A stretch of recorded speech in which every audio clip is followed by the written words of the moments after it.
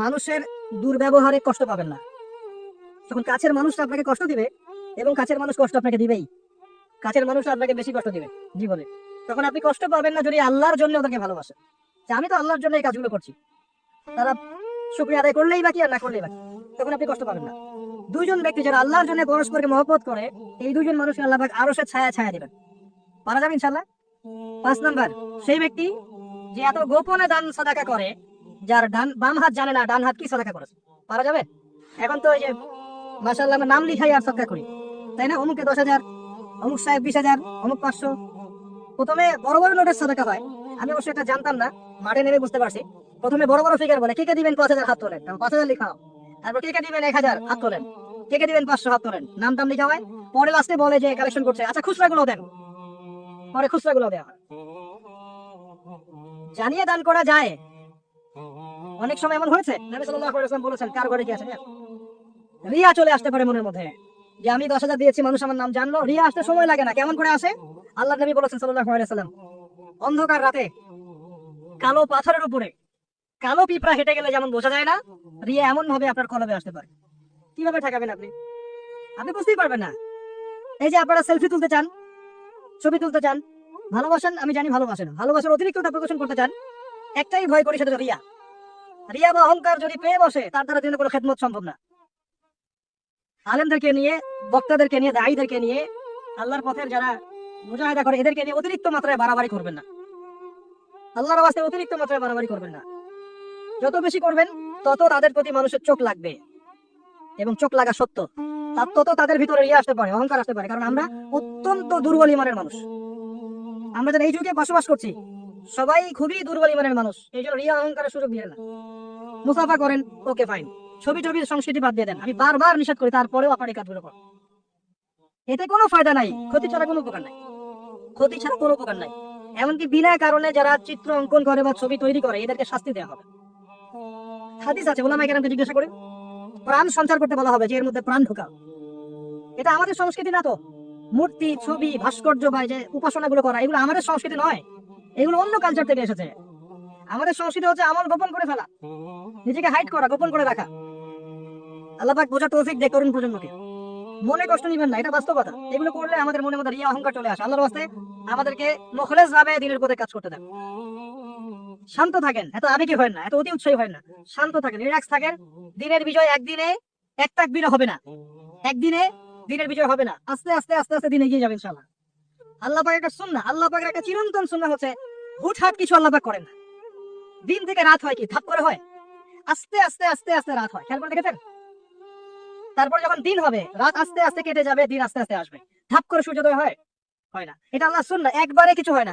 আপনি অসুস্থ হয়েছেন, দেখবেন আস্তে আস্তে সুস্থ হবেন, খেয়াল করে দেখেন। আবার আপনি আস্তে আস্তে অসুস্থ হবেন, ধাপ করে হবেন না। আল্লাহ পাকের সুন্নাহ আছে, দিনের বিজয় নবী সাল্লাল্লাহু আলাইহি ওয়াসাল্লাম 23 বছর সময় লেগেছে। ধীরে ধীরে স্টেপ বাই স্টেপ হবে। অতএব অতি উৎসাহী হয় না, অতি আবেগী হয় না, কনস্ট্রাকটিভ কাজ করেন, মাথা ঠান্ডা রাখেন, অতি আবেগী হয় না, রিল্যাক্স থাকেন, আস্তে আস্তে দিনের কাজ করেন, ইনশাআল্লাহ দিন এগিয়ে যাবে ইনশাআল্লাহ। বেশি বেশি মানুষকে দেখাতে যায় না। আমার কথা শোনেন, আজকে বাংলাদেশে কয়জন কাদিয়ানী হয়েছে, কয়জন খ্রিস্টান হয়েছে, আপনি কি জেনেছেন? যারা করেছে ওরা কি ফেসবুকে স্ট্যাটাস দিয়েছে, ছবি দিয়েছে, আজকে অমুককে খ্রিস্টান বানালাম, দেখেন দিয়েছে? যদি দিত, তাদের কাজে তারা এখন সফল হতো না। যদি ওরা শুরু থেকে এই কাজগুলো করতো, তাদের কাজে তারা এত সফল হতো না। এখন দেখবেন কয়দিন পর কাদিয়ানীদের কনফারেন্স হবে, দেখে নিন। কয়দিন পর দেখবেন যারা খ্রিস্টান হচ্ছে তারা প্রকাশ্যে সমাবেশ করবে, প্রকাশ্যে মানুষ শিয়া হয়ে যাচ্ছে, কত কি হয়ে যাচ্ছে, আপনার খবরই নাই। প্রত্যন্ত অঞ্চলগুলো ঘুরে আসে, দেখেন এগুলো দিয়ে ভর্তি হয়ে গেছে। গলায় যে রশি, এটা অলরেডি পরিয়ে টান দেওয়া শেষ, আর আমরা পরে আছি শোডাউন নিয়ে, ছবি তোলা, আপলোড দেওয়া, ভিডিও করা, এই করা। আমরা এত আবেগী কেন ভাই? যারা প্র্যাকটিক্যালি কাজ করছে ওরা এত আবেগ দিয়ে কাজ করছে না, প্র্যাকটিক্যালি কাজ করছে, দেখেন মাঠে ময়দানে কাজ করে শেষ করে ফেলছে। বিশ্বাস হচ্ছে না কথা? আপনি উত্তরবঙ্গ ঘুরে আসেন, গিয়ে দেখেন, পার্বত্য অঞ্চল ঘুরে আসেন, দেখেন। আর আমরা পরে আছি আইওয়াস শোডাউনে। একটা লেকচার দিলে মনে হয় যে সারা জগতের মানুষকে জানাতে না পারলে ভালো লাগে না। গাড়ি থেকে নামবো, সারা দেশের মানুষ দেখুক আমি গাড়ি থেকে নামছি, ঠিক আছে? একজন ভাইকে পেয়েছি, সেলফি ফেসবুক তুলে, মানে একাকার অবস্থা, দেখুক সারা দেশের মানুষ তুমি এসেছে স্টেজে। এতে করে উম্মার উপকার যতটুকু না করলেন, ক্ষতি করে ফেলেছে। এটা আপনারা বুঝতে পারছেন না। যাই হোক, আমি আশাও ছেড়ে দিয়েছি অনেক অংশে, যে আপনারা বুঝবেন। বিশ্বাস করেন, মন থেকে একটা আশাও ছেড়ে দিয়েছি যে আপনারা বুঝবেন। মাঝে মাঝে অবস্থা আবার এমন হয়ে যাচ্ছে। তারপরে দোয়া করি আল্লাহ পাক সবার মধ্যে সৎ বুদ্ধির উদ্ভব ঘটাক, আপনাদেরকে স্মার্ট মুসলিম হওয়ার তৌফিক দান করুন। ভিতরে ভিতরে আপনি আত্মশুদ্ধি অর্জন করেন, ব্যক্তি জীবনটা শুদ্ধ করেন, পরিবার ঠিক করেন, পড়াশোনা করেন, হালাল রিজিকের দিকে ফোকাস করেন, আলেম ওলামা সোহবতে যান, দিন শেখান চর্চা করেন, প্রচার করেন, আস্তে আস্তে দিন আগামী ইনশাআল্লাহ তাআলা। আল্লাহ পাক কি বলেছেন? ইউরিদুনা লিইউতফিউ নূরাল্লাহ, তারা চায় আল্লাহর নূরকে, আল্লাহর নূর মানে এখানে ইসলাম, একে মুখের ফুৎকার দিয়ে নিভিয়ে ফেলতে। কিন্তু আল্লাহু ইউতিম্মু নূরাহু ওয়ালাউ কারিহাল কাফিরুন, আল্লাহ পাক তার নূরকে প্রজ্বলিত করবেন যদিও কাফেররা তা পছন্দ করবে না।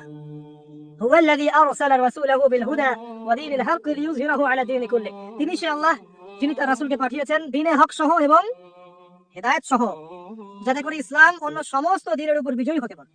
ওয়ালাউ কারিহাল মুশরিকুন, যদিও মুশরিকরা এটা পছন্দ করবে না। এটা আল্লাহ পাক করবেন। কখন করবেন? যখন আপনি আপনার কাজ দায়িত্ব পালন করেন। ইন তানসুরুল্লাহ ইয়ানসুরকুম, আর যদি আমরা আল্লাহকে ভুলে যাই, নাসুল্লাহ ফানাসিয়াহুম, আমরা ভুলে গেলে আল্লাহও ভুলে যাবেন। আল্লাহ তো ওয়াদা করেছেন যে আনতুমুল আ'লাউনা ইন কুনতুম মুমিনিন, তোমরা যদি মুমিন হতে পারো আল্লাহ তোমাদেরকে বিজয় দিবেন। ওয়ালা তাহিনু ওয়ালা তাহজান, হীনমনা হয় না, দুশ্চিন্তাও করো না। আল্লাহ তো ওয়াদা করেছেন। দুই ব্যক্তি নিজে পরস্পরকে আল্লাহর সন্তুষ্টির জন্য ভালোবাসে, আরশে আজিমে ছায়া পাবে। গোপনে দান খয়রাত করে, আরশে আজিমে ছায়া পাবে। 6 নম্বর কে? 6 নম্বর কে?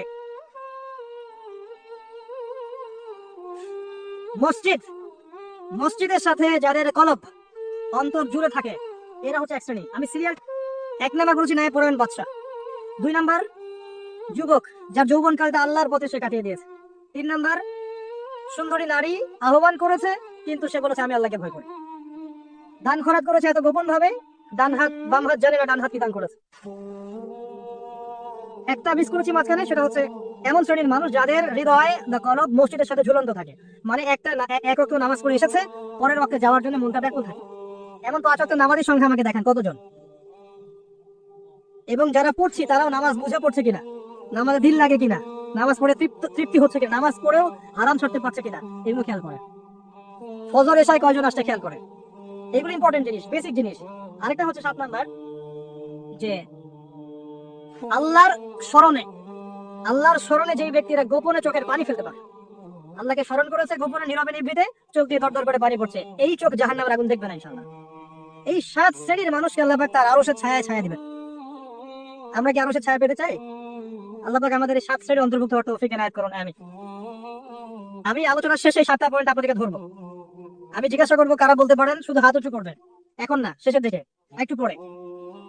যিনি সঠিক উত্তর দিতে পারবেন আমার পক্ষ থেকে স্পেশাল পুরস্কার আছে ইনশাআল্লাহ, হাদিয়া দিব ইনশাআল্লাহ একটা। যদি বলতে পারেন, 7টাই বলতে হবে, মনে মনে মুখস্থ করেন। লেকচার খালি শুনবেন, বাসায় কি ঘুমাবেন চলবে না। যেটা লেকচার শুনেছেন পড়া দিয়ে তারপর বাসায় যাবেন, এটা ক্লাসের মতো। এবার আসেন, এই আরশের ছায়া আল্লাহ পাক ছায়া দিবেন। এই আরশ আল্লাহ পাক সৃষ্টি করেছেন, তারপরে সৃষ্টি করেছেন কলম। কি সৃষ্টি করেছেন?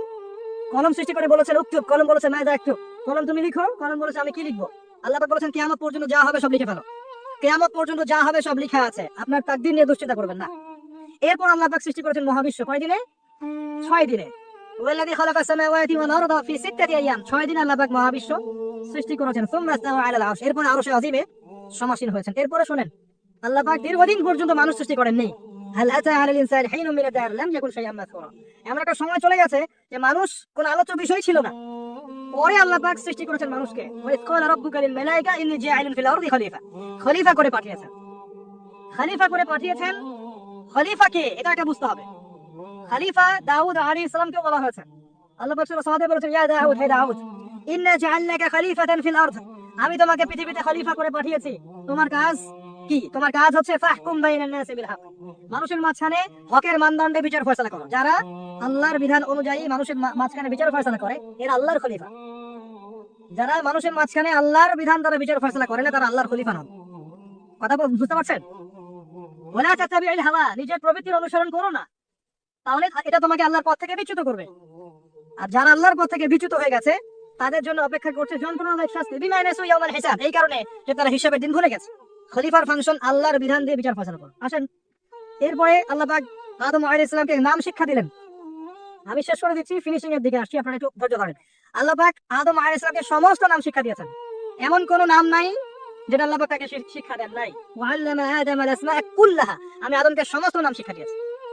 এরপরে সুম্মা আরদাহুম আলাল মালায়েকা, এরপরে ফেরেশতাদের সামনে এনেছে এবং ফেরেশতাদেরকে বলেছেন, আল্লাহ বলেছেন তোমরা এই নামগুলো বলে দাও। তারা বলেছে লা ইলমা লানা ইল্লা মা আল্লামতানা, আল্লাহ পাক আদমকে বলেছেন আলাইহিস সালাম তুমি নামগুলো বলে দাও। এরপর তিনি সমস্ত নাম বলে দিয়েছেন। আল্লাহ পাক তারপরে বলেছেন আলাম আকুল লাকুম ইন্নী আ'লামু গায়বাস সামাওয়াতি ওয়াল আরদ ওয়া আ'লামু মা তুবদুনা ওয়া মা কুনতুম তাকতুমুন। আল্লাহ পাক এরপরে গিয়ে বলছেন ওয়া ইয কুলনা লিল মালাইকাতি ইসজুদু লিআদম। এই যে জ্ঞানের কারণে আল্লাহ পাক সম্মানিত করেছেন, এখন বলছেন সিজদা করো। কি কারণে আমরা সম্মানিত বলেন তো? জ্ঞানের কারণে। অতএব জ্ঞান চর্চা আমাদের প্রথম কাজ। ইকরা বিসমি রাব্বিকাল্লাযী খালাক, প্রথমে জ্ঞান, আগে পড়েন তারপর লিখেন, জ্ঞান চর্চা। জ্ঞানের কারণে সম্মানিত হয়েছে। তারপরে আল্লাহ পাক সিজদা করিয়েছেন, ফাসাজাদু, সবাই সিজদা করেছে, কে বাদ দিয়ে? ইল্লা ইবলিস, ইবলিস বাদ দিয়ে। ইবলিস কেন করলো না? আবা ওয়াস্তাকবার, সে অহংকার করেছে, উদ্ধত আচরণ করেছে। সে যুক্তি দিয়েছে খালাকতানি মিন নার ওয়া খালাকতাহু মিন তিন, আমাকে সৃষ্টি করেছেন কি দিয়ে? আগুন দিয়ে, আদমকে মাটি দিয়ে, আমি কেন তাকে সিজদা করতে যাব? এই যে আল্লাহর আদেশকে লঙ্ঘন করা, আল্লাহর আদেশের বিরুদ্ধে কথা বলা চিরস্থায়ী জাহান্নামে যাওয়ার কারণ। ইবলিস কিন্তু কম জানতো এমন নয়, ইবলিস প্রচন্ড জ্ঞানী ছিল, আবেদও ছিল। মনের অহংকারের কারণে সে ব্যক্তি জাহান্নামে, সে জাহান্নামে চলে গেছে। আর সে কিন্তু ফেরেশতা ছিল না, সে ছিল জিনদের একজন। কানা মিনাল জিন, সূরা কাফের মধ্যে আছে। এরপরে খেয়াল করে দেখেন, এই অহংকার যদি আজকে আমাদের মধ্যে চলে আসে, যত বড় ডিগ্রি সার্টিফিকেট থাক না কেন, আমার পরিণাম জাহান্নামী হবে না। আউযুবিল্লাহ। যার হৃদয়ের মধ্যে যাররা পরিমাণ অহংকার থাকবে, আল্লাহ পাক তাকে জান্নাত দিবে না। অহংকার আল্লাহর চাদর। অহংকার কার চাদর? আল্লাহর চাদর। আল্লাহর চাদর নিয়ে টানাটানি করলে আল্লাহ পাক জান্নাত দিবেন না। অহংকার কাকে বলে? অতরুল হক ওয়া গমতুন নাস, সত্যকে প্রত্যাখ্যান করা আর অন্য মানুষকে তুচ্ছ তাচ্ছিল্য করা, এটা তো অহংকার নিদর্শন। আপনার ড্রেসটা সুন্দর হোক, কাপড় সুন্দর হোক, এগুলো অহংকার নিদর্শন নয়। আল্লাহ পাক জামিল ইউহিব্বুল জামাল, আল্লাহ পাক সুন্দর, তিনি সৌন্দর্য পছন্দ করেন, এটা সমস্যা না। অন্যকে তুচ্ছ তাচ্ছিল্য করলে অহংকার হবে। আমি মূল পয়েন্টে আসছি, দেখেন আদম আলাইহিস সালামকে আল্লাহ পাক জান্নাতে রাখলেন এবং তার সঙ্গিনী হিসেবে তিনি হাওয়া আলাইহিস সালামকে সৃষ্টি করলেন। কথা বুঝতে পারছেন? কি কারণে সৃষ্টি করলেন? আদম আলাইহিস সালামের একাকিত্ব এবং আল্লাহ পাকের দীর্ঘ পরিকল্পনা আছে, এবং ইবলিসকে দিয়ে পরীক্ষা করালেন। আদম আলাইহিস সালামের কোন জায়গা থেকে হাওয়া আলাইহিস সালামকে সৃষ্টি করা হয়েছে বলেন? পাঁজরের হাড়, সোজা না বাঁকা? নবী সাল্লাল্লাহু আলাইহি ওয়াসাল্লাম বলেছেন, বাঁকা হাড়কে জোর করে সোজা করতে যেও না, ভেঙে যাবে। আর ওই অবস্থায় ছেড়ে দিলে বাঁকাই থেকে যাবে। নসিহতের মধ্য দিয়ে, উত্তম আচরণের মধ্য দিয়ে পথ চলতে হবে। ওয়াশিরুহুন্না বিল মারুফ, এছাড়া কোনো অপশন নাই। আমার কথা শুনেন, এই জায়গা থেকে মেয়েদের পয়েন্টে আসছি আমি। আল্লাহ পাক আদম থেকে হাওয়া সৃষ্টি করেছেন আলাইহিস সালাম। নারী পুরুষ একে অপরের প্রতিদ্বন্দ্বী নয়, যেমনটা পশ্চিমারা শিখিয়েছে। এখনকার আধুনিক আইন যা শেখাচ্ছে নারী পুরুষ একে অপরের প্রতিদ্বন্দ্বী, এখানে আল্লাহ বলছেন নারী পুরুষ একে অপরের পরিপূরক, একজন আরেকজনের অংশ, মহব্বত, ভালোবাসা, প্রণয়ের মাধ্যম, একে অপরের প্রতিদ্বন্দ্বী নয়। এখনকার সমাজ শিখায় ছেলে পারলে আমি কেন পারবো না, সে পারলে আমি কেন পারবো না, এটা শিখায় না? কাউন্টারিজম, মানে একে অপরের প্রতিদ্বন্দ্বী। আল্লাহ পাক বলছেন তা তোমরা একে অপরের পরিপূরক। খেয়াল করে দেখেন, এখান থেকে শুরু হয়েছে সৃষ্টি, তারপরে না সন্তান সন্ততি জন্ম নেওয়া হয়েছে। এখান থেকে আপনাকে হেদায়েত দিতে হবে যে নারীদেরকে বলবো, আপনারা পুরুষদের প্রতিদ্বন্দ্বী নন, আপনারা পুরুষদের পরিপূরক। একজন নেককার নারী একজন পুরুষের পিছনে থাকলে এই পুরুষ বিশ্ব জয় করতে পারবে ইনশাআল্লাহ। পরে আসেন নূহ আলাইহিস সালাম, তার স্ত্রী কি ঈমান এনেছিল? ঈমান আনে নাই। এখানে মনে রাখবেন, আপনি যদি ঈমান না আনেন, আকীদা ঠিক না করেন, আমল ঠিক না করেন, আপনার পরিচয়, বংশ, গোত্র, বর্ণ আপনাকে বাঁচাতে পারবে না। নূহ আলাইহিস সালামের স্ত্রী জাহান্নামে চলে গেছে, লূত আলাইহিস সালামের স্ত্রী জাহান্নামে চলে গেছে, যদিও তারা নবীদের আন্ডারে ছিলেন। আল্লাহর রাসূল সাল্লাল্লাহু আলাইহি ওয়াসাল্লাম তার মেয়ে ফাতিমা রাদিয়াল্লাহু আনহাকে বলেছেন, দুনিয়াতে যা চাওয়ার আমার কাছে চেয়ে নাও, পরকালে তোমার উপকার করতে পারছি না আমি। আর ফাতিমা রাদিয়াল্লাহু আনহা কেমন মানুষ ছিলেন আপনারা জানেন? তো আমি আমাদের মা বোন থেকে অনুরোধ করব, আল্লাহকে ভয় করেন, নিজের নফস ঠিক করেন, নিজের কবরের ফিকির করেন, আমল আকীদা ঠিক করেন। আপনি কত বড় আলেমের স্ত্রী, কত বড় শাইখের স্ত্রী, আপনি আপনার স্বামী কত বড় পলিটিক্যাল লিডার, কত বড় সোশ্যাল লিডার, এটার মানদণ্ড আল্লাহ দেখবেন না। আপনার ঈমান, আমল, তাকওয়া শুধু আল্লাহ পাক দেখবেন। আসেন কোরআনের পাতায় পাতায় যাই, চলেন আপনাকে নিয়ে যাচ্ছি। ইব্রাহিম আলাইহিস সালাম নাম শুনেছেন? তার স্ত্রী সারা আলাইহিস সালাম পৃথিবীর সুন্দরী নারীদের মধ্যে অন্যতম। দুজন সুন্দরী নারীর কথা এসেছে, একজন হাওয়া আলাইহিস সালাম, একজন সারা আলাইহিস সালাম।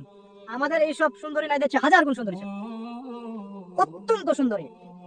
খেয়াল করে দেখবেন, এই যে ইব্রাহিম আলাইহিস সালামের বংশধর যারা, তাদের চেহারা এবং মানে সুরত কিন্তু অত্যন্ত সুন্দর। আমাদের নবী মুহাম্মদ সাল্লাল্লাহু আলাইহি ওয়াসাল্লাম প্রচন্ড সুন্দর ছিলেন না? তার আদি পিতাকে ইসমাইল আলাইহিস সালাম না? ইসমাইল আলাইহিস সালাম ইব্রাহিম আলাইহিস সালামের সন্তান নয়? ওই দেখেন ব্লাড চলে আসছে। ইউসুফ আলাইহিস সালাম তার বাবাকে, ইয়াকুব আলাইহিস সালাম তার বাবা, ইসহাক আলাইহিস সালাম তার বাবা, ইব্রাহিম আলাইহিস সালাম, ওই যে একই লেগেছি দেখেন। তারা প্রচন্ড সুন্দর ছিলেন। এমনকি নবী সাল্লাল্লাহু আলাইহি ওয়াসাল্লাম মিরাজের রাতে গিয়ে যখন ইব্রাহিম আলাইহিস সালামের সাথে সাক্ষাৎ করেছেন, তিনি পরে বলেছেন যে আমার শাকল, সুরত আর ইব্রাহিম আলাইহিস সালামের চেহারার মধ্যে অনেক মিল আছে, সাদৃশ্য আছে, একই রকম। আমরা কিন্তু দরুদের মধ্যেও মুহাম্মদ সাল্লাল্লাহু আলাইহি ওয়াসাল্লামের নামের পাশে ইব্রাহিম আলাইহিস সালামের নাম বলছি। তাদের উভয়ের জীবনে প্রচন্ড মিল ছিল, একই রকম ছিল। পয়েন্টে আসেন, সারা আলাইহিস সালাম অত্যন্ত সুন্দরী ছিলেন তিনি একাই তার স্বামীর সাথে বের হয়ে চলে গেলেন কোথায়? ওই যে প্যালেস্টাইন, যেটা এখন দখল করে রেখেছে এই জিউসরা। তার সাথে কেউ নাই, ইব্রাহিম আলাইহিস সালামের সাথে পরিবার নাই, সমাজ নাই, কেউ নাই, তার স্ত্রী আছে। একজন নেককার স্ত্রী সাথে থাকলে স্বামী বিশ্ব জয় করতে পারবে। এই জায়গায় আমি ছেলে মেয়ে সবার জন্য হেদায়েতের কথা বলছি। মেয়েরা আমাকে অনেক অভিযোগ দিয়েছে, মেয়ে নিয়ে কোনো কথা বলি না মাঝের মধ্যে। আমি এখন কিছু কথা বলে শেষ করছি।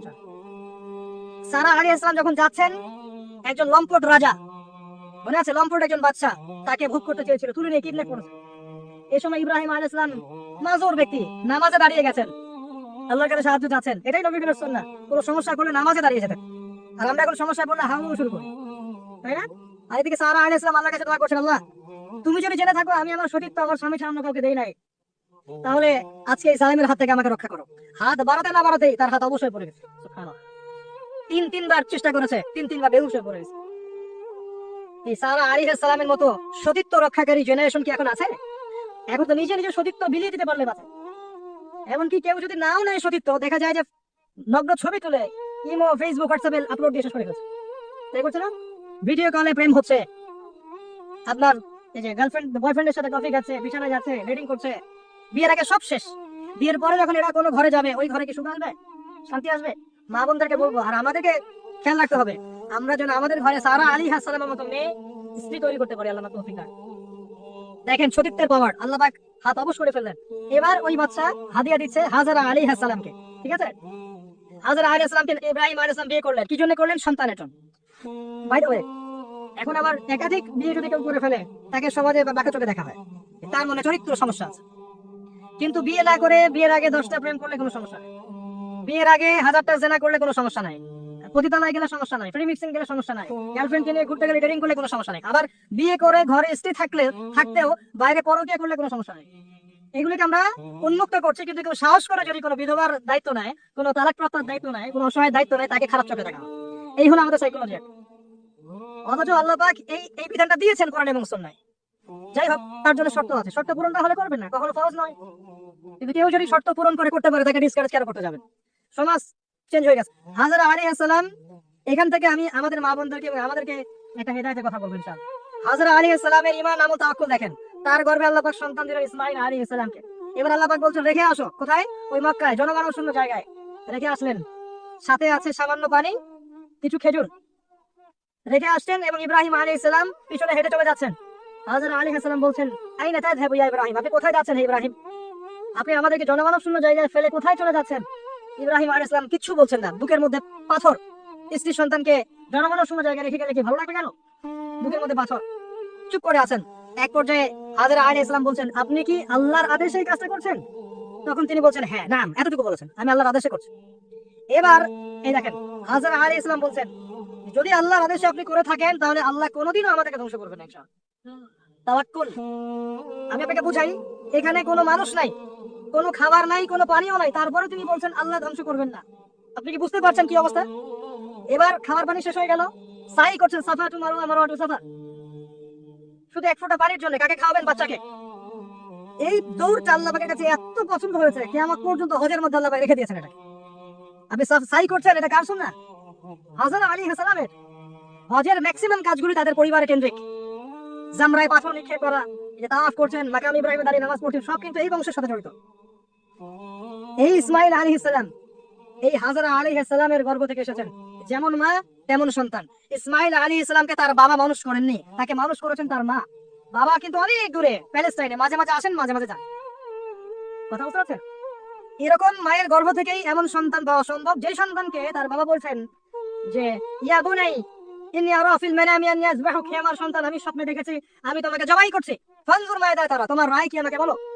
এই বাচ্চা তখন বলছে, বাচ্চার বয়স 10, 12, 15, 16 এতটুকু হবে। সে বলছে, ইয়া আবাতি, হে আমার বাবা, ইফআল মা তু'মার, আপনাকে যা আদেশ করা হয়েছে তাই করেন, সাতাজিদুনি ইনশাআল্লাহু মিনাস সাবিরিন, ইনশাআল্লাহ আপনি আমাকে ধৈর্যশীল পাবেন। যেমন মা তেমন সন্তান। মা বলেছে আল্লাহ আমাকে দেখবে, ওই দেখেন সন্তান জবাই করে দেন, আল্লাহ আমাকে ধৈর্যশীল পাবে ইনশাআল্লাহ। এরকম স্ত্রী ঘরে ঘরে না থাকলে আমরা কি ইসমাইলের মতো সন্তান পাবো? যে স্ত্রীগুলোকে আপনি বিয়ে করছেন, তারা কি আসলে এমন? বিয়ের সময় দেখেছেন আপনি শ্বশুরের সম্পত্তি, মেয়ের সৌন্দর্য, বা পালিয়ে করেছেন, অ্যাফেয়ার করে করেছেন, এখন বিয়ের পরে হাওমাও করছেন। বিয়ের আগে তো দিনদারিতা দেখেন নাই। আল্লাহ নবী কখনো বলেননি 4টা গুণ দেখে বিয়ে করো, হাদিসের শব্দ এমন নয়। ওলামায়ে কেরামকে জিজ্ঞাসা করেন, 4টা গুণ দেখে বিয়ে করো নয় শব্দটা, চারটা গুণ দেখে সাধারণত বিয়ে করা হয়। চারটা গুণ দেখে সাধারণত বিয়ে করা হয়: সম্পদ, সৌন্দর্য, বংশ, দিনদারিতা। তোমরা দিনদারিতাকে প্রাধান্য দাও, না হলে তোমাদের হাত ধুলোই দূষিত হবে। এখন দেখা যায় দিনই ভাইরা দিনদার ক্যাটরিনা কাইফ খুঁজতেছে। দিনদার মেয়ে চাই, কিন্তু সুন্দরী লাগবে না। কেন? একটু অসুন্দর হলে আপনার চলবে না? আপনার স্ত্রীর কাছে যা আছে অন্য মেয়ের কাছে তাই আছে, এর বাইরে কিছু নেই। আর 2 দিন পরে, 1 বছর, 2 বছর, 3 বছর পরে, 5 বছর পরে গিয়ে দেখবেন সব সমান হয়ে গেছে। এই দেহের সৌন্দর্য থাকবে না। মনে তাকওয়া থাকলে, আল্লাহ ওয়ালাম স্ত্রী হলে আপনি আপনি দুনিয়াতে জান্নাতে থাকবেন ইনশাআল্লাহ। দুনিয়াতে আপনি জান্নাতে থাকবেন ইনশাআল্লাহ। আর যদি ঘরে একটা বদকার স্ত্রী থাকে, তাহলে আপনার দুনিয়া জাহান্নাম, দুনিয়া জাহান্নাম। অতএব বিয়ের আগে, বিয়ের সময় খুব কেয়ারফুল থাকবেন। আপনি দিনদার মেয়েকে প্রাধান্য দেন, এবং মেয়েদেরকে বলবো দিনদার ছেলে ছাড়া বিয়ে করে না। অনেক বড় চাকরি করে, অনেক বড় ব্যবসা করে, এটা সেটা, নামাজ পড়ে না, এগুলো দেখছেন না, সুদের চাকরি করে, ঘুষ খায়, আপনি রাজি হয়ে যাচ্ছেন। এরপরে গিয়ে পস্তাচ্ছেন যে হুজুর আমার সংসারে অশান্তি, এটা সেটা। এখন তো পস্তায় লাভ নাই, বরং আপনার সন্তানও হবে ওই রাফিক কোরআনের মতোই। নাউজুবিল্লাহ। আমরা দুনিয়ার স্বার্থ খুব ভালো চিনি। দুনিয়ার স্বার্থটা ত্যাগ করে দিনকে অগ্রাধিকার দেন, আল্লাহ পাক কবুল করবেন ইনশাআল্লাহ। এই হলো ইসমাইল আলাইহিস সালামের মা। তিনি যেমন সন্তান তেমন এখানে আমাদের জন্য আদর্শ আছে। এখনো যদি আমরা দিনের বিজয় চাই, প্রত্যেক পরিবারের কর্তাকে হতে হবে ইব্রাহিমের মতো আলাইহিস সালাম। প্রত্যেক পরিবারের সন্তানদেরকে হতে হবে ইসমাইলের মতো আলাইহিস সালাম। প্রত্যেক পরিবারের মা বোনদেরকে হতে হবে হাজরা সারার মতো। তবে আদর্শ পরিবার হবে ইনশাআল্লাহ। আল্লাহ পাক আমাদের সবার পরিবার এমন করে দিন, আল্লাহুম্মা আমিন। এবং এটা অসম্ভব কিছু না, এটা সম্ভব।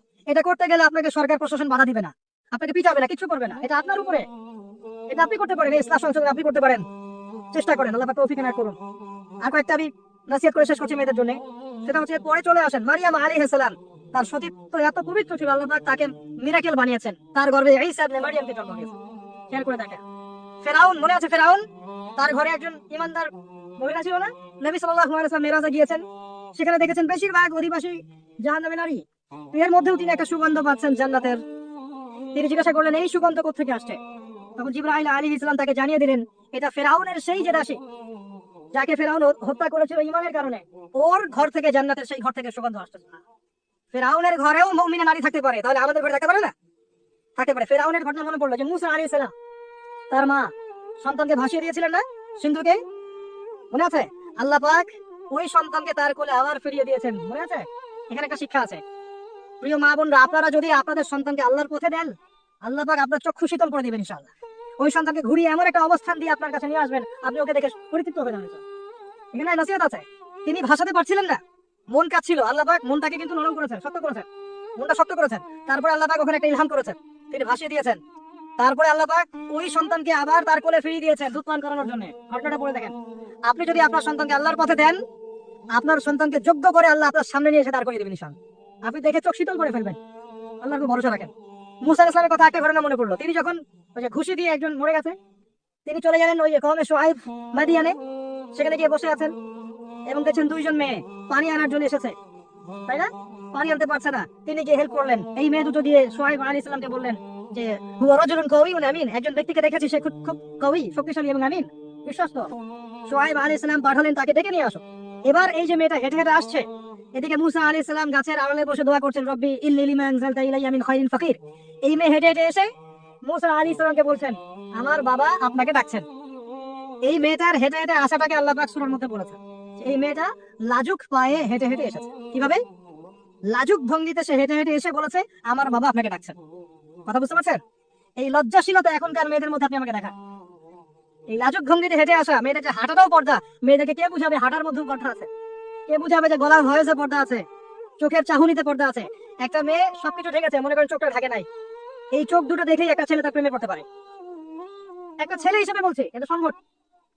একটা হাতের কবজি দেখে আপনি একটা মেয়ের প্রেমে পড়তে পারেন, ভালো লাগতে পারে, সম্ভব। মেয়েদেরকে আল্লাহ পাক এত সুন্দর করে সৃষ্টি করেছে। আল্লাহ পাকের সবচেয়ে শ্রেষ্ঠ সৃষ্টি হচ্ছে মেয়েরা। মানুষ তো অবশ্যই, তারপরে মেয়ে মানুষ।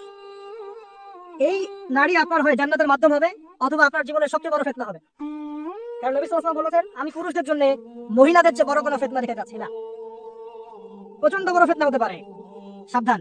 তো এখানে দেখেন মেয়ের হাঁটার বর্ণনা আল্লাহ পাক দিয়েছেন। এখনকার জেনারেশনের মেয়েদেরকে আপনি হাঁটা শেখান। রাস্তাঘাটে, শপিং মলসে, সব জায়গায় দেখবেন গেঞ্জি আর জিন্স আর টি শার্ট পরে, ফর্মাল পোশাক পরে, স্যুট বুট পরে ঘুরছে। মাঝে মাঝে পোশাকের এখানে ওখানে ফাড়া ছেঁড়া, এটাই নাকি স্টাইল। এমন পোশাক পরছে যেটা পরেও দেহের অঙ্গ প্রত্যঙ্গ বোঝা যাচ্ছে, এমন পোশাক পরছে যেটা বাইরে থেকে ভিতরের অঙ্গ দেখা যাচ্ছে। অমুসলিমদের পোশাক পরছে, ছেলেদের পোশাক পরছে, এগুলো সবই আখিরুজ জামানের সাইন। আখিরুজ জামান এরকম মেয়েদের সংখ্যা বাড়বে। ঈসা উনকি আসিয়াতুন আলিয়া, এরা কাপড় পরেও নগ্ন থাকবে। মুইলাতুন মামিলাত, এরা মানুষকে আকৃষ্ট করবে, নিজেরাও আকৃষ্ট হবে। এরা জান্নাতের গন্ধ পাবে না, যদিও জান্নাতের গন্ধ যোজন যোজন দূর থেকে পাওয়া যায়। আখিরুজ জামানের সাইন আপনি দেখবেন, মেয়েরা ছেলেদের পোশাক করে ঘুরছে। এখন এই শুআয়ব আলাইহিস সালামের মেয়ের মতো এদেরকে কে লজ্জা শেখাবে? নাই লজ্জা শরমে বালাই। স্যার ক্লাস নিচ্ছে, সে গোল হয়ে বসে আছে, কোচিং করছে। টিচার গায়রে মাহরাম, সে ক্লাস নিচ্ছে, পড়াচ্ছে, গোল টেবিল করে বসে আছে মেয়েরা। দেখবেন কারো গায়ে হিজাব নাই, সালোয়ার কামিজ করে ক্লাস করছে এবং দেহের অঙ্গ প্রত্যঙ্গ বোঝা যাচ্ছে। এমন কোনো সময় দেখবেন টিচারও সুযোগ নিচ্ছে, গায়ে হাত দিচ্ছে, বলছে তো আমার মেয়ের মতো। হ্যাঁ, আমরা তো ইউনিভার্সিটিতে পড়েছি। এরপরে খেয়াল করে দেখবেন টিচারের সাথে ছাত্রীর প্রেম হয়ে গেছে। কত মেজর রেপের শিকার হচ্ছে, মুখ ফুটে বলে না। যে কটা খবর আসে পেপার পত্রিকা, এগুলো খুব নগণ্য খবর, বাস্তবতা আরো অনেক কঠিন, পরিসংখ্যান অনেক বেশি, অনেক বেশি। মেয়েরা তো মুখ ফুটে বলবে না আমার সাথে এরকম অন্যায় করা হয়েছে। কিছু কিছু মেয়ে যখন বলে তখন আপনি খবর পান। অনেক মেয়ে প্রাইমারি স্কুল থেকেও, তারা প্রাইমারি লেভেল থেকে একদম বয়স যখন 10-15 এখান থেকে শুরু করে কলেজ পর্যন্ত ধর্ষণের শিকার হয়েছে, রেপের শিকার হয়েছে। গার্লফ্রেন্ড বয়ফ্রেন্ডের দ্বারা বা টিচারের দ্বারা, কোনো কোনো ক্ষেত্রে চলতে ফিরতে গুন্ডা মাস্তানের দ্বারা এটা হচ্ছে। ফ্রি মিক্সিং হবে, ছেলে আর মেয়েকে আপনি একসাথে জড়িয়ে দিয়েছেন, এগুলো চলবে এখন। অনেক সময় এমন হয়েছে, মেয়ে পড়াচ্ছেন, চারপাশে গোল হয়ে বসে আছে ছেলেরা। আর কখন আমরা এমন দেখেছি যে কলেজে মাঠের মধ্যে বসে আছে ছেলে মেয়ে একসাথে গোল হয়ে, গ্রুপ স্টাডি। মিথ্যা কথা বলছে? Group study. কলেজে আন্দোলনের সময় দেখেছি, কোন দাবিনী আন্দোলন হচ্ছে, দেখবেন যে এই যে ছেলে শুয়ে আছে মেয়ের কোলে মাথা দিয়ে, মনে হচ্ছে সেটা তাদের স্ত্রী মনে হয়। এগুলো কি? এগুলো চলছে এখন। এখানে আপনি কিভাবে আপনার বাসায় পর্দা ধরে রাখবেন? কিভাবে কিভাবে সম্ভব? বেশি বেশি মেয়েদের যুগোপযোগী মাদ্রাসার প্রয়োজন, বেশি বেশি মেয়েদের ইসলাহি আলোচনার দরকার, মেয়েদের মধ্যে দাওয়াতি কাজের দরকার। এবং মেয়েদেরকে অনেক সময় দাওয়াতি কাজের অভাবে ভুল দাওয়াত দিয়ে বাড়ি থেকে বের করে দিচ্ছে, মাহরাম ছাড়া সফর দিচ্ছে। খেয়াল করে দেখেন, এমন অনেকও জামাত বেরোচ্ছে মাহরাম ছাড়া জেলা জেলা সফর দলিল দিচ্ছে, এটাও নাকি জিহাদ। নাউজুবিল্লাহ। কিভাবে হচ্ছে? কারণ আমরা যেহেতু ওদের দাওয়াতটা কমিয়ে দিচ্ছি, মেয়েরা মেয়েদের মধ্যে দাওয়াতি কাজ করছে না, দাওয়াত শুনবি না, বেদাতিরা এবং ভ্রষ্ট যারা পথভ্রষ্ট, এরা ওদেরকে ঘর থেকে বের করে দিচ্ছে, ইসলামের নামেও বোরখা পরিয়েও বের করে দিচ্ছে। খুব অবস্থা খারাপ, আপনি খেয়াল করেন, দেখবেন এগুলো ধরতে পারবেন। তো এই বিষয়গুলো খেয়াল রাখেন, কোরআনের পাতায় পাতায় হেদায়েত আছে। আমি বললে অনেক লম্বা হয়ে যাবে, শেষ করছি। এদিকে এসে সর্বশেষ নবী আসেন মুহাম্মদ সাল্লাল্লাহু আলাইহি ওয়াসাল্লাম। তার জীবনে এই যে 23 বছরের মিশন, এই মিশনে সবচেয়ে বড় ভূমিকা কে রেখেছেন বলেন তো? তার স্ত্রী খাদিজা রাদিয়াল্লাহু আনহা। মক্কার 13 বছর মানুষ তাকে যতটা না বিশ্বাস করেছে, খাদিজা রাদিয়াল্লাহু আনহা শুরু থেকে তার পাশে ছিলেন। শেষ বয়সে গিয়ে নবী সাল্লাল্লাহু আলাইহি ওয়াসাল্লাম তার কথা বেশি বেশি বলতেন। আয়েশা রাদিয়াল্লাহু আনহা স্বভাবগত কারণেই, একটা মানবিক, একটা মেয়েদের আচরণগত কারণেই জেলাস ফিল করতেন যে আপনি তার কথা বারবার কেন বলেন। তিনি বলতেন, হে আয়েশা, তোমরা খাদিজাকে ভালো মন্দ বলো না, যখন কেউ আমার কথা বিশ্বাস করে নাই খাদিজা করেছে রাদিয়াল্লাহু আনহা। তিনি এমন একজন মানুষ ছিলেন যিনি তার প্রতিপত্তি, সম্পদ, সামাজিক খ্যাতি সবকিছু ইসলামের কল্যাণে ঢেলে দিয়েছেন।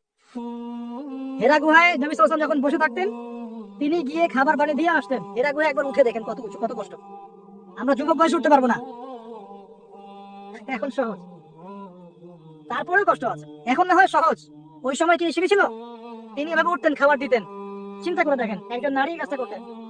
এবার আসেন, খাদিজা রাদিয়াল্লাহু আনহার বান্ধবীদেরকে খুঁজে খুঁজে নবী সাল্লাল্লাহু আলাইহি ওয়াসাল্লাম গোশত হাদিয়া পাঠাতেন, তাকে এত ভালোবাসতেন।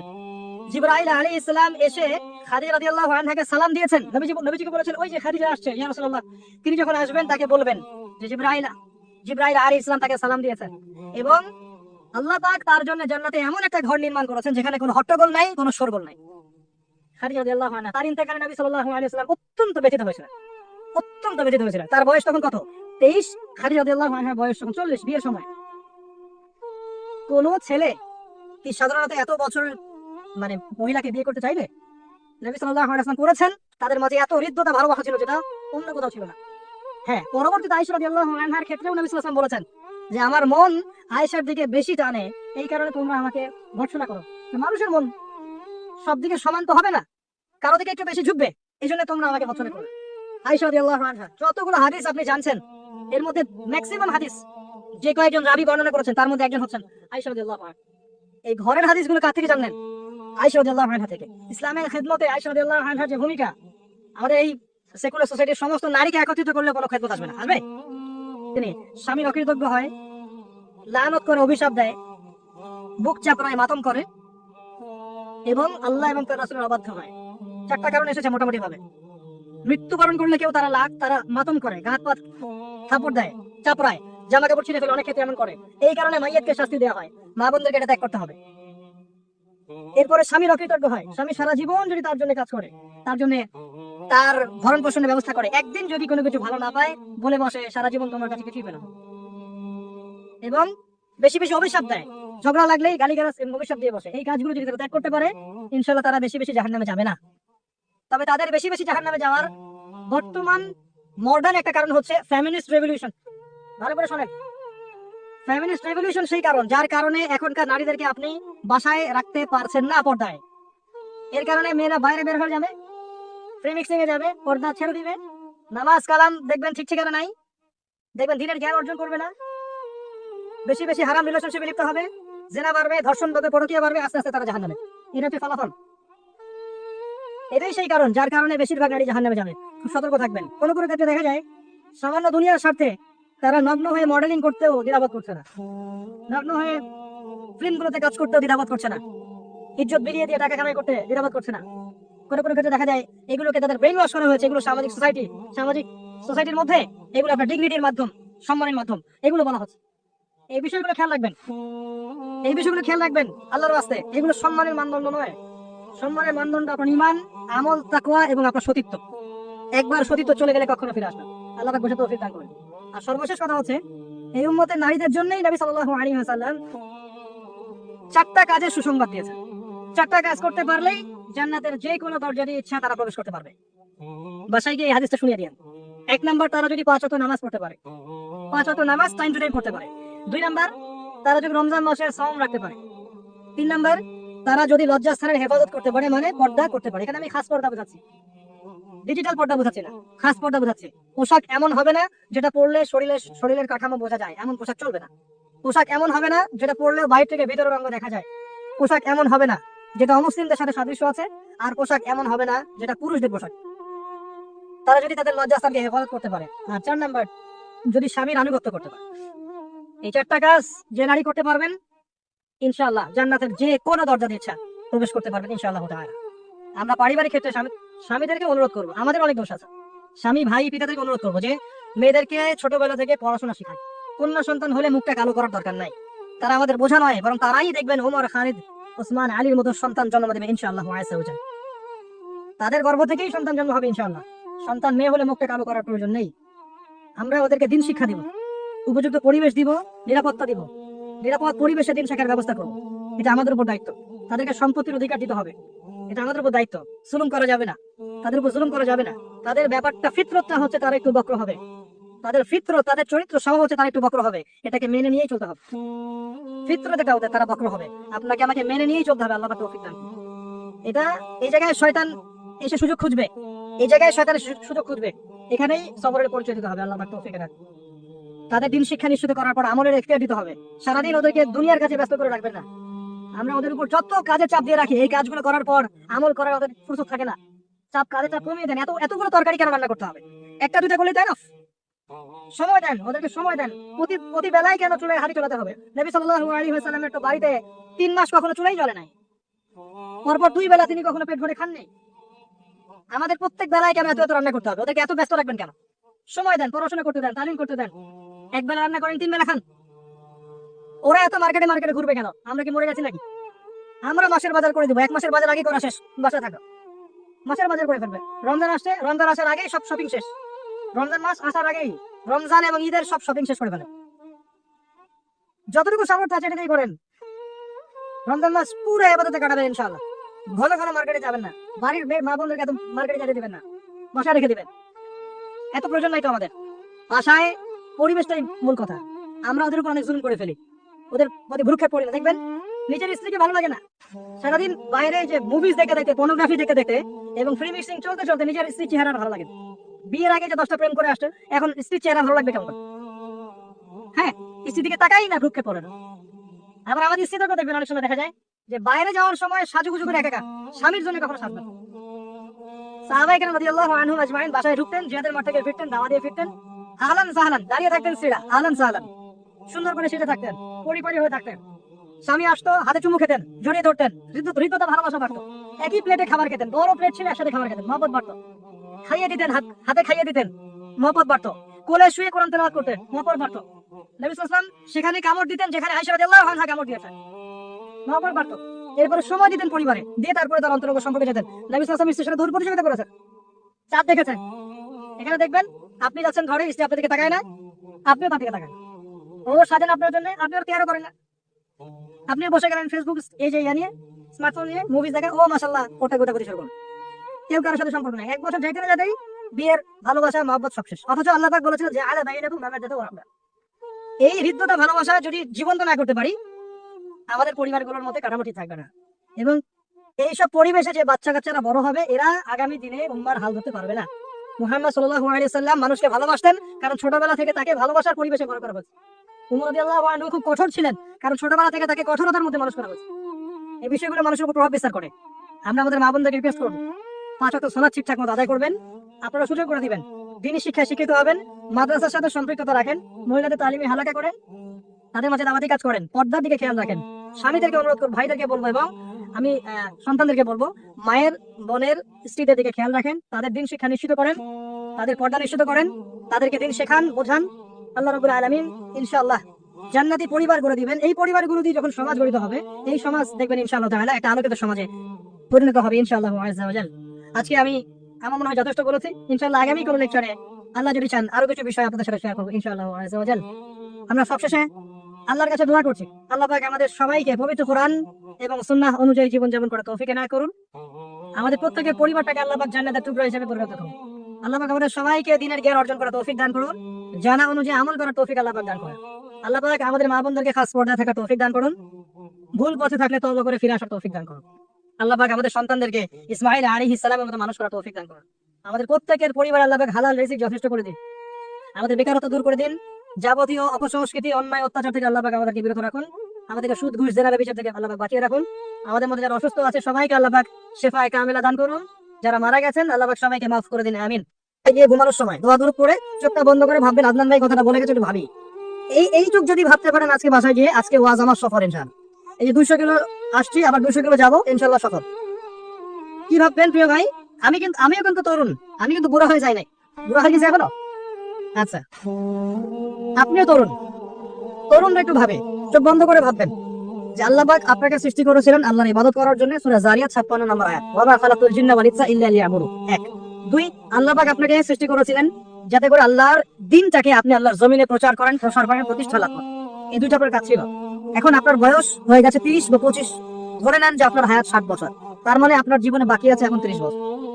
এই যে 30 বছর আপনি নষ্ট করেছেন বা চলে গেছে, চোখ বন্ধ করে চিন্তা করবেন এই 30 বছরে কত ওয়াক্ত নামাজ পড়েছেন, কতদিন রোজা রেখেছেন, এই 30 বছরে 30টা আয়াত আপনি পড়েছেন কিনা, এই 30 বছরে 30টা সূরা আপনি শিখেছেন কিনা, 30 বছরে আপনি 30টা ইসলামিক বই পড়েছেন কিনা, আপনি নবী 30টা হাদিস পড়েছেন কিনা, 30 দিন জামাতের সাথে নামাজ পড়েছেন কিনা, 30 দিন দিনের দাওয়াত দিয়েছেন কিনা, 30টা দিন দান সদকা করেছেন কিনা।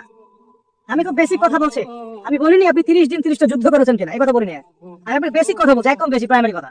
আপনি 30 দিন নামাজ পড়েছেন কিনা, 30টা রোজা ঠিক মতো রাখছেন কিনা, আপনি কি 30 বার মেয়েকে দেখে চোখ নামাতে পেরেছেন কিনা, আপনি কি 30টা সূরা শিখেছেন কিনা, 30 বার আপনি কি রাসূলের জীবনী পড়েছেন কিনা, তার হাদিস পড়েছেন কিনা, আপনি কি নবী সাল্লাল্লাহু আলাইহি ওয়াসাল্লামের স্ত্রীদের নাম জানেন কিনা, তার জীবনী জানেন কিনা, আকীদা কি জিনিস আপনি জানেন কিনা, 30টা মাসলা মাসাইল আপনি বোঝেন কিনা। আপনি চিন্তা করবেন, এই একটা চিন্তা আপনার জীবনটাকে বদলে ফেলবে ইনশাআল্লাহ। এই একটা চিন্তাই যথেষ্ট আপনার জীবনকে বদলে ফেলার জন্য। এই চিন্তাটা আরেকভাবে করবেন, এটা ভাবার পরে আপনি চোখটা খুলবেন, চোখটা খুলে সাদা কাগজ নিয়ে বসবেন, উঠে বসবেন, বসে আপনি লিখবেন। এই যুবক ভাই শোনেন, বসে আপনি লিখবেন। কি লিখবেন? আপনি লিখবেন এই 30 বছরে আপনি কতগুলো গুনাহ করেছেন, মনে পড়ে কি কি। হয়তোবা আমি দোয়া করি যেন এমনটা না হয়, তবে হয়তোবা আপনি খুঁজে পাবেন এই 30 বছর আপনি বেনামাজি ছিলেন, হয়তোবা। দাঁড়ান, 2 আপনি হয়তো দেখবেন আপনি অনেকদিন রমজানের রোজা রাখেন নাই, আপনি দেখবেন হয়তো আপনি দান সদকা তো করেন নাই, রিকশালাকে থাপ্পড় দিয়েছেন। আপনি হয়তো দেখবেন যে হলে সিট বুকিং এর জন্য হকি স্টিক নিয়ে মারামারি করেছেন। আপনি হয়তো দেখবেন যে 30 বছরে 30টা মেয়ের সাথে সম্পর্ক করা শেষ।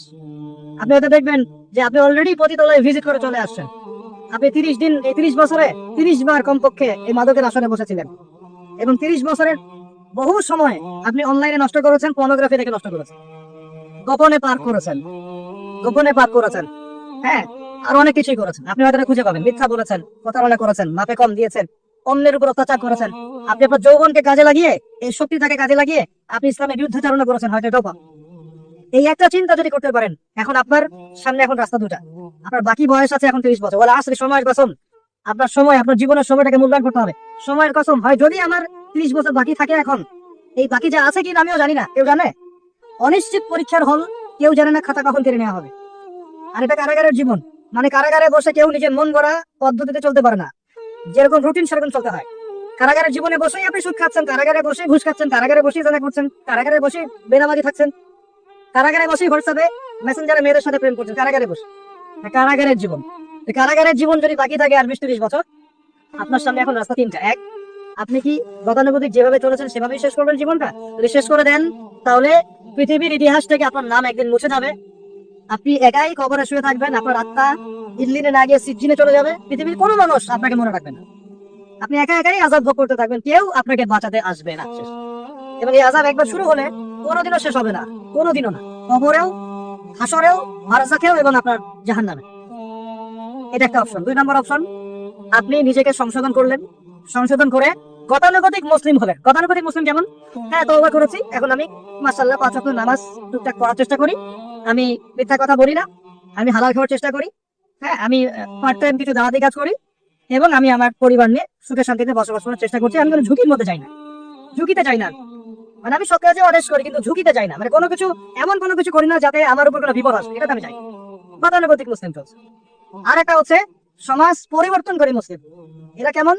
এরা নিজেরা তো জ্ঞান অর্জন করেই এবং জ্ঞান অনুযায়ী আমলও করে, তারা সৎ কাজে আদেশ করে, একই সাথে অসৎ কাজে নিষেধ করে, সত্যটাকে নির্ভীকতার সাথে, সাহসিকতার সাথে, হিকমার সাথে সবার সামনে উপস্থাপন করে, আল্লাহর কাছে দোয়া করে এবং সমাজটাকে পরিবর্তন করে ফেলার চেষ্টা করে। এরা হচ্ছে আহসান, সবচেয়ে উত্তম শ্রেণী। কিভাবে বললাম উত্তম শ্রেণী? নবীজি বলছে তোমাদের সামনে একটা জামানা আসবে, এটাও শেষ জামানা হাদিস, তোমাদের সামনে একটা জামানা আসবে, জামানা সবরিন, কঠিন সবরের জামানা, ইমান ধরে রাখা, হাতে জ্বলন্ত আগুন ধরে রাখা মতো হবে। ওই সময় যদি তোমরা কেউ আমার সুন্নতের উপর অটল থাকতে পারো, আমার মৃত সুন্নতকে আবার জীবিত করতে পারো, তাহলে 50 জন শহীদ সাহাবীর নেকি পাবে ইনশাআল্লাহ। এরা সমাজ পরিবর্তনকারী মানুষ। আর ইতিহাসে যারা সমাজ পরিবর্তনকারী মানুষ, তাদের জীবনে পরতে পরতে বিপদ আপদ বলা মুসিবত আসবেই। আমার আমার ছোট্ট গবেষণায় 4টা ক্ষেত্র থেকে আসতে পারে যখন আপনি হকের উপর থাকবেন। 1 নাম্বার, প্রথম বাধা চলে আসবে পরিবার থেকে। কোথেকে? পরিবার। আপনি গতানুগতিক মুসলিম হলে আপনি সব জায়গায় পার পেয়ে যাবেন, কিন্তু যদি একটু কঠোরতা প্রয়োগ করেন যে আমি একদম কোরআন সুন্নাহ 100% ফলো করতে চাই, আমি এমন না যে নামাজ পড়ে শুধু খাবো, এমন হবে না, আমি নামাজও পড়বো শুধু খাবো, আমি রোজাও রাখবো, আমি যাকাতও দিব, আমি হজ উমরাও করবো, আল্লাহর বিধানের প্রতি শ্রদ্ধাশীল থাকবে, চেষ্টা করবো ইসলামটা প্রসার করার প্রতিষ্ঠার চেষ্টা করবো। তখন আপনার প্রথম বাধা আসবে পরিবার থেকে। দাঁড়িয়ে রাখছো কেন? দাঁড়িয়ে রাখলে তোমাকে এরকম লাগে, হ্যাঁ তুমি চাকরির উপরে কাপড় কেন পরছো, পড়লে তোমাকে কেমন লাগে, আগে তো গিটার বাজাইতা, আগে তো গান গাইতা, আগে মেয়ে নিয়ে থাকতা, ভালো ছিল, এখন কেন সারাদিন বই নিয়ে পড়ে থাকো, ইসলামিক বই নিয়ে পড়ে থাকো, নামাজ নিয়ে পড়ে থাকো, হ্যাঁ কি পরিবর্তন হলো? বাবা মা টেনশন, এখন পিতামাতা টেনশন, কেউ কেউ এরকম অ্যাডভার্টাইজ বানিয়ে টিভিতে দেখাচ্ছে, এগুলা দেখেন নাই? আগে ছেলে ভালো ছিল, হঠাৎ করে কি পরিবর্তন হয়ে গেল। হ্যাঁ সুবহানাল্লাহ, আল্লাহর পথে ফিরে আসা মানুষের ক্রাইটেরিয়া গুলো মেনশন করে করে বলছে, এইগুলো দেখা গেলে যোগাযোগ করবেন স্থানীয় কর্তৃপক্ষের সাথে, ওই ছেলের মধ্যে সমস্যা আছে। আস্তাগফিরুল্লাহ, আস্তাগফিরুল্লাহ। একজন ব্যক্তি গিটার বাজাতো, গান গাইতো, মাদকের সাথে ছিল, মেয়ে নিয়ে ফুর্তি করতো, সেখান থেকে এসে নামাজ পড়ছে, এই জন্য কি সে জঙ্গি হয়ে যাবে? এখন সে মাশাআল্লাহ কোরআন তেলাওয়াত করছে, কোরআন বোঝার চেষ্টা করছে, আলেম ওলামার কাছে গিয়ে পরামর্শ করছে, হাদিস পড়ছে, এই জন্য কি সে জঙ্গি হয়ে গেছে? পশ্চিমারা যা গিলায় আমরা তাই গিলি, পশ্চিমারা যা গিলায় আমরা তাই গিলবো কেন? ওদের কাছে কিসের জ্ঞান আছে? পশ্চিমাদের কাছে কোরআনের জ্ঞান আছে, হাদিসের জ্ঞান আছে। ও সিলেক্ট করে দিবে যে কোনটা জিহাদ আর কোনটা জঙ্গিবাদ? আশ্চর্যকর ব্যাপার। কোরআন এবং সুন্নাহর চর্চা যদি মুসলিমরা করে, তাহলে কি তারা সন্তুষ্ট হয়ে যাবে? ওরা তো চাইবেই যেন আমরা এই কাজগুলো না করি, ওরা তো চাইবেই যাতে আমরা কোরআন সুন্নাহর চর্চা না করি। ওরা যা বলে সেই ভাষায় আমরা কথা বলা শুরু করেছে। ওরা বলছে, একটু পরে আমি বোঝাচ্ছি আপনাদেরকে, ওরা বলেছে যে জ্ঞান সেটাই, ভালো করে বলছেন, জ্ঞান সেটাই যেটা পরীক্ষা নিরীক্ষা, যুক্তি বিজ্ঞান, দর্শন দিয়ে লাভ করা যায়। আর আমরা বলছি আল্লাহর ওহী হচ্ছে চূড়ান্ত জ্ঞান। আল্লাহর ওহী কি? চূড়ান্ত জ্ঞান। এই যে জ্ঞানতাত্ত্বিক পার্থক্য, ওরা যা দেখে না তাতে বিশ্বাস করে না, এই কারণে তারা জিনে বিশ্বাস করে না, আত্মায় বিশ্বাস করে না, আল্লাহ বিশ্বাস করে না, ফেরেশতায় বিশ্বাস করে না, পরে আগের আসমানি কিতাবে বিশ্বাস করে না, নবী রাসূলে বিশ্বাস করে না, কবরের আযাব, জান্নাত জাহান্নাম, মিজান, কুরসি কোনো কিছু বিশ্বাস করে না। কেন করে না? ওদের এপিস্টেমোলজি হচ্ছে, জ্ঞানতাত্ত্বিক দর্শন হচ্ছে যা দেখি না বিশ্বাস করি। ওই দর্শনটা আমরা কাট পেস্ট করে নিয়ে আমাদের ছোট ছোট বাচ্চাদেরকে এখন গিলাচ্ছে এগুলা। ওই দর্শন কেন ফলো করবো আমরা? আমাদের দর্শন হচ্ছে চূড়ান্ত জ্ঞান কার পক্ষ থেকে আসে? আল্লাহর পক্ষ থেকে আসে। আল্লাহ যা সত্য বলেছেন তাই সত্য, আল্লাহ যা মিথ্যা বলেছেন তাই মিথ্যা। আল্লাহর ওহী চূড়ান্ত সত্য মিথ্যার মানদণ্ড, মানুষের যুক্তি বিজ্ঞান দর্শন নয়। এই জায়গায় তো পার্থক্য, সে করেই তো পার্থক্য। এই জ্ঞানতাত্ত্বিক সংজ্ঞায় পার্থক্য বলি তো আপনাকে ডারউইনের মতবাদ করাচ্ছে, কারণ সে তো বিশ্বাসই করে না যে মানুষকে আল্লাহ সৃষ্টি করেছে। আর আমরা বিশ্বাস করি আদম আলাইহিস সালামকে সৃষ্টি করেছেন কে। অতএব এই মতবাদের আমাদের কোনো প্রয়োজন নাই, কারণ আমরা তো জানি কোরআনে আল্লাহ পাক এটা বলেছে। যে জানে না, যার কাছে কোরআন নাই, যার কাছে হাদিস নাই, তার ওই মতবাদের প্রয়োজন আছে, আমার তো নাই। ওরা যা বলে আমরা তাই গেলার চেষ্টা করি। ওরা এগুলো সংজ্ঞা শিখিয়ে দিয়েছে যে মুসলিম যুবকরা এরকম এরকম করলে তারা খারাপ হয়ে যাবে, এখন বাস এটা প্রচার করা হচ্ছে। আশ্চর্য বিষয়। আমরা তো চাইবো প্রত্যেক ঘরে ঘরে কোরআনওয়ালা মানুষ তৈরি হোক, হাদিসওয়ালা মানুষ তৈরি হোক, নামাজি হয়ে যাক সবাই, তাহলে সমাজে শান্তি আসবে।